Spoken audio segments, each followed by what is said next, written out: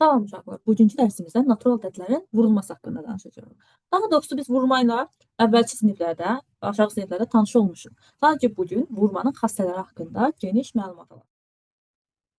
Biz ilk növbədə əvvəlki siniflərdə vurma əməliyyatı haqqında öyrənmişdik ki, biz də bildik ki, vurma əməliyyatında vurma əməliyyatında elementlər vuruq-vuruq hasil adlanırdı. Yəni burada 6 vurulsun 10, 60 eləyir. Vuruq-vuruq hasil adlandırmış oluruq. Daha sonra isə biz vurma cədvəlini öyrənmişdik ki, bizdən ona qədər olan ədədlərin bir-birinə vurulması və nəticəsində hasilini bizə göstərirdi. Daha sonra isə alt-alta vurmanı öyrənmişdik ki, burada gördüyünüz kimi alt-alta vurmada vuruqlar alt-alta yazılır. Daha sonra isə digər vuruğun təkliyi o biri vuruğun təkliklə mərtəbəsinə vurulur, yazılır. Daha sonra isə onluqlar mərtəbəsinə vurulur, onluğunda yazılır. Necə ki, burada 4 vurulsun 2 təkliyi təkliyə vurduq, 32-ni 4-ə vurduğumuzda 8 eləyir, təkliklər mərtəbəsini yadımızda saxladıq. Sonra isə 4-ü bir də gördüyünüz kimi 4-ü bir də 3-ə vurmuş oldu. 4-ü də 3-ə vurduqda onluqlar mərtəbəsinə vurduğu üçün 12 onluqlar mərtəbəsinin cavabıdır. Bu da 8 gördüyünüz kimi təkliklər mərtəbəsinə 8-i qeyd etdik. Onluqlar mərtəbəsini isə 12-ni. Yəni onluğu vurdu. Onluğa vurdu, onluğa yazdı, təkliyə vurdu, təkliyə yazdı. Bu şəkildə digər 2 rəqəminin 2 rəqəmə alt-altı vurulması, 2 rəqəminin 3 rəqəm alt-altına vurulmasını öyrənmişik. Daha sonra isə biz alt-alta vurma ilə tanış oluruq. Alt-alta vurmada burada nümunədə görsənir ki, 2 rəqəmlədədir, tək rəqəmlərə də vurur. Bu zaman fikir versəz, təkliklər mərtəbəsinə vurur ilk növbədə. Təkliyi təkliyə vurur, qeyd edir təkliyi olaraq. Və təkliyi onluğa vurur, yenə qeyd edir onluq olaraq. Çünki təkliyi onluğa vurur. Və onluqları onluqlar mərtəbəsinə, təkliyi isə təkliklər mərtəbəsi olaraq qeyd edərək 128-i almış olur. Gəlin isə indi 2 rəqəmlərə də vurulmasına baxsaq, 12-ni biz vursaq, 32-ni vursaq biz 12-yə. Gəlin baxaq görək nə alırıq. İlk növbədə nə edirdik?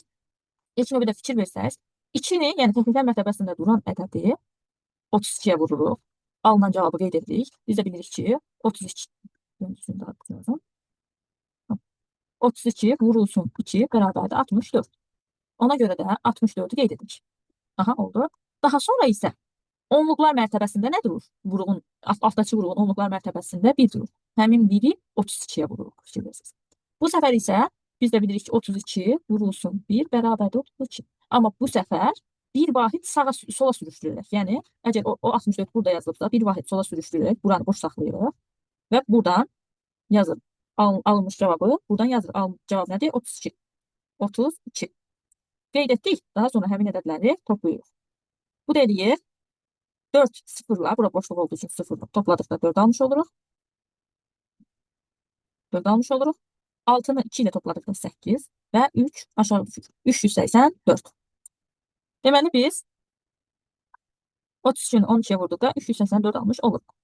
Bu da 2 rəqəmli ədədlərin bir-birini alt-alta hasilidir. Bunu da yada saldık. Daha sonra gəlin indi isə vurma əməlinin xassələri, yəni bugünkü videomuzun əsas hissəsi olan vurma əməlinin xassələri haqqında danışaq. Vurma əməlinin bir neçə xassəsi vardır ki, bu xassələrdən biri sıfıra vurma xassəsidir. Demək, ədədin 0 ilə hasili 0-a bərabərdir.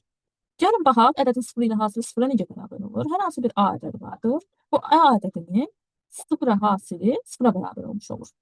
Yəni, təsəvvür edin, bir stolda bir neçə dənə fincan vardır və həmin fincanlardan 0 qədər, yəni heç nə qədərini götürdüyümüzdə əlimizdə də heç nə qədər fincan qalmış olur. Ona görə də 0 dənə A 0-a bərabər olmuş olur. İndi deyirsək, vahidə vurmaq. Vahid 1 deməkdir. Yəni, vahid 1-ə bərabərdir. Ədədi 1-ə vurmaq. Ədədin 1 ilə hasili ədədin özünə bərabərdir. Necə ki, bayaq biz dedik ki, 0 dənə A, yəni 1 dənə A, yəni 1 vurulsun A, 1-ə bərabər olmuş olur. A-ya bərabər olmuş olur. Ədədin özünə bərabər olmuş olur. Yəni, biz 2-ni 1-ə vursaq, 2 almış oluruq və yaxud da hər hansı bir ədədir. Yer dəyişmə xassəsidir. Vuruqların yerini dəyişdikdə hasil dəyişir. İndi gəlin baxaq görək necə olur o hasil dəyişir. Təsəvvür edin ki, hər hansı bir ədəd vardır. Məsələn, 2 vurulsun 3.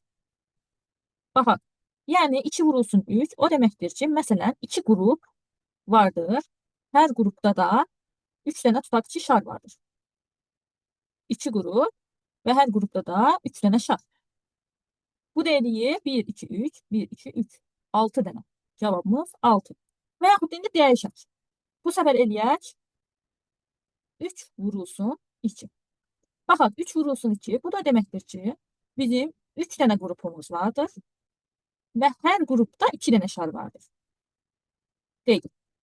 İndi ümumi şarların sayına baxsaq, 1, 2, 3, 4, 5, 6. 6 dənə şarımız olur. Yəni, fikir versək, nəticə dəyişmir. Yəni, vurulğların yerini dəyişdikdə hasil dəyişmir. 2 vurulsun 3 və yaxud da 3 vurulsun 2. Xassələrdən vurma əməliyyat xassələrindən digər ikisi də qruplaşdırma xassəsi, paylama xassəsidir. Deməli, qruplaşdırma xassəsində deyir ki, 3 ədədin hasilini tapdıqda yanaşı qrupların onların hasili ilə əvəz etmək olur. Bu nə deməkdir? Gəlin baxaq. Tutaq ki, hər hansı bir A, B, C ədədi vardır. Və onların A, B, C ədədi vardır. Və onların hasili hər hansı bir dəqiqə.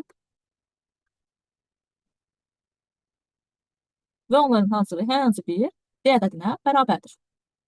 Deməli, ilk növbədə həmin ədədləri bu şəkildə də tapmaq olar. A vurulsun B, yəni A ilə B-nin hasilini C-yə vura bilərik. Və yaxud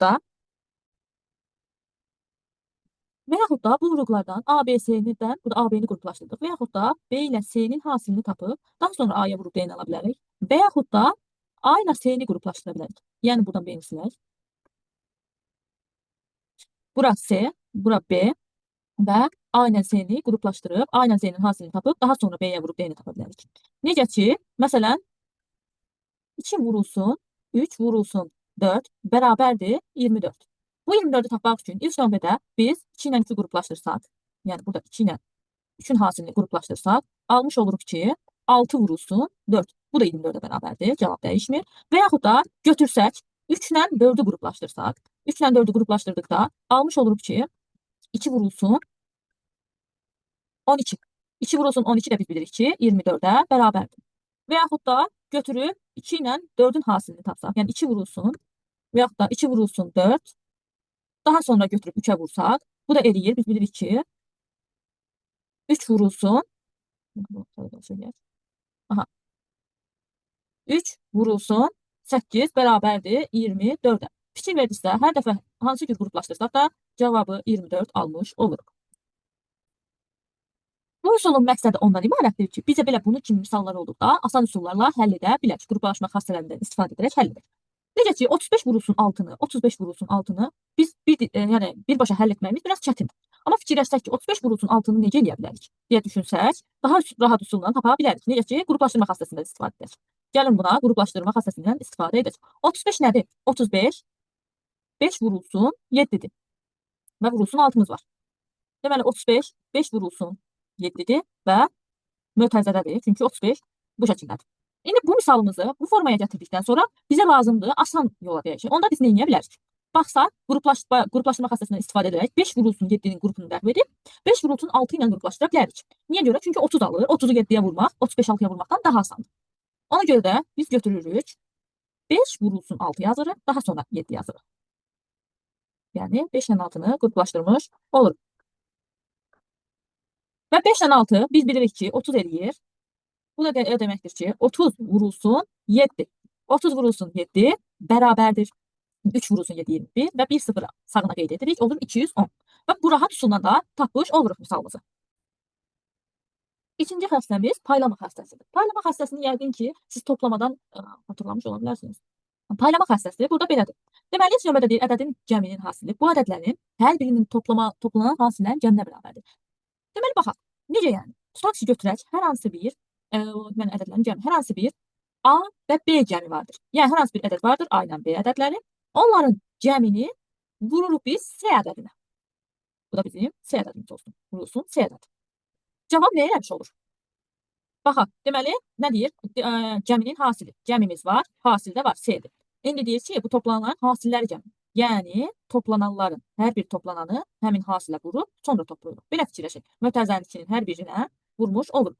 Necə ki, belə C-ni A-ya vururuq, daha sonra C-ni B-yə vururuq. Deməli, C-ni A-ya vurduqda, ilk növbədə yazırıq A, C. Daha sonra, üzərinə gəlirik, daha sonra isə C ilə B-ni vurub yazırıq. C, B. Gəlin bunu rəqəm üzərində də göstərim sizə. Tutaq ki, bizdə 12 plus 3 vurulsun, nə yazaq? Vurulsun 4 yazaq.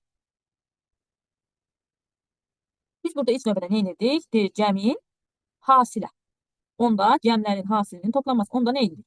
Deməli, birinci 4'ü ilk növbədə vururuq 12'yə. 4 vurulsun 12 eləyir 48. Qeyd etdik. Daha sonra isə deyir, toplaması deyir. Daha sonra isə nəyin hasilini tapırıq? 3 ilə 4'ün hasilini. 3 ilə 4'ün hasilində eləyir 12. Və 12'ni də qeyd edək burada. Deməli, nədir? Toplanan deyir. Topluyuruq. Deməli, hər bir hasili toplanan mötərizənin içindəki cəmlərə vurur, daha sonra toplayırıq. Gəlin bunu burada tapşırıq misal üzərində də yoxlayaq. Deməli, burada görürsünüz ki, 5 vurulsun 857. Siz bu şifahi, əsasən bu üsul şifahi hesablamaq üçün əlverişlidir, yazılı üçün, amma daha çox şifahi fikir versəz, 5 vurulsun 857'ni belə birbaşa hesablayanda hardasa bir səhvlik edə bilərik. Amma gəlin bunu paylama xassəsinə əsasən yazaq. Paylama xassəsində nə edir? Cəmi yazırdıq. Deməli, biz 587'ni cəm şəklində yaza bilərik. Hər hansı bir 3 ədədin cəmi. Məsəl üçün, mərtəbələrə ayıraq yazaq. İlk növbədə yazaq ki, 5 yazaq ki, yadımızda qalsın. Deməli, 5 vurulsun. Toplam eləmişəm, vurmadı. 5 vurulsun, deməli, mötərizəni də şey eləyək. 800 plus 50 plus 7. Burada paylama xassəsindən istifadə edəcəyik. Deməli, nəymiş? Cəmin hasili. Hər birini hasilə vuracaq. Daha sonra toplayasıyıq. Deməli, başlayaq. 5 vurulsun 800 neçə eləyir? Bərabərdir. 5 vurulsun 800. Eləyir 4. 4'ü qeyd etdik. 40'ı qeyd etdik. 5 vurulsun 8, 40. Arxasında da 2, 0. Daha sonra 5 vurulsun 50. 5, 5, 25 və 1 0 əlavə etdik. Və 5 vurulsun 7 də bərabərdir. 35. Ümumilikdə cavabı topladığımızda almış oluruq ki, 4285 cavabını almış oluruq. Deməli, belə. Deməli, qruplaşdırma xassəsində, qruplaşdırma xassəsində yerlərini dəyişsək, vurublar, dəyişib hasil şəklində göstərə bilərik. Yığmaq kimi başa düşə bilərik, məsəl üçün, qruplaşdırmanı. Paylamanı da parçalama fikir versəz. 35'i parçalayıb onu qruplaşdırdıq, gəlmədik. Amma burada parçalayaraq hasil şəklində gəlməmiş olduq. Sonda əlavə bir qeyd də vardır ki, ədədin deyir fərqinin hasili bu ədədlərin azalan və çıxılan hasilinin fərqinə bərabərdir. Azalan və çıxılan bilirsiniz siz nədir? Hasil də həm azalan, həm çıxılan hasilinin deyir fərqinə bərabərdir. Necə yəni? Məsəl üçün 12 minus 6 vurulsun 3 bu fərqin hasilidir. Bu da bərabərdir. 12'ni nə edirdik? 12'ni. Yəni azalanı 3'ə hasili vururduq. Hasillər fərqi. 3'ü azalana vururduq. Daha sonra isə çıxılana vururduq. Və bir-birindən çıxırdıq. Yəni 12 vurulsun 3, 36 çıxılsın. Burasını nəzərə alaraq əcə toplamazsa toplayırdıq. 3 vurulsun 6, 18. O da bərabərdir. Cavab 18. Yəni ki, burada fikir versəz ortada toplamaydı. İşarəni nəzərə aldıq. Burada da çıxmaydı. Çıxma işarəsini nəzərə almış olduq. Deməli, bugünkü dərsimizdə bu qədər. Deməli, bugün biz nə öyrəndik? Yadımıza saldıq vurmanın əlamətlərini, alt halda vurmanı xatırladıq. Sonra vurmanın əsas xassələrindən, yəni sıfıra, vahidə vurma, yer dəyişmə xassəsini, daha sonra isə qruplaşdırma və paylamaq xassəsi haqqında danışdıq. Əgər bunlar haqqında və yaxud da riyaziyyatla bağlı, sinifinizlə bağlı hər hansı bir sualınız varsa, yorum qisminə qeyd edərsiniz və mən mümkün qədər məlumatlandırmağa çalışacağam. Cavab verməyə çalışacağam.